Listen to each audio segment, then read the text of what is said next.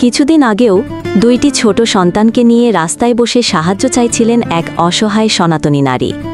অভাব, দারিদ্র্য আর নিরুপায় অবস্থায় প্রতিটি দিন যেন ছিল তাদের জন্য নতুন এক যুদ্ধ। এই করুণ দৃশ্য নজরে আসে সনাতনী স্বেচ্ছাসেবী ফাউন্ডেশনের সাংগঠনিক সম্পাদক সবুজ দাশগুপ্ত শুভর। তিনি ঘটনাটি সরাসরি আমাদের ফাউন্ডেশনের ফেসবুক পেজে লাইভে তুলে ধরেন। এই লাইভ ছুঁয়ে যায় হাজারো মানুষের মন। সারা আসে দেশ জুড়ে, অনেকেই এগিয়ে আসেন এই পরিবারটির পাশে দাঁড়াতে। পরদিন ফাউন্ডেশনের পক্ষ থেকে আমরা সরাসরি সেই নারীর বাসায় যাই। গিয়ে জানতে পারি তার স্বামী দীর্ঘদিন ধরে অসুস্থ। অভাবের কারণে ঠিকমতো চিকিৎসাও করানো সম্ভব হয়নি। ঘরে খাবার নেই, সন্তানেরা বেঁচে আছে অনিশ্চয়তার মধ্যে।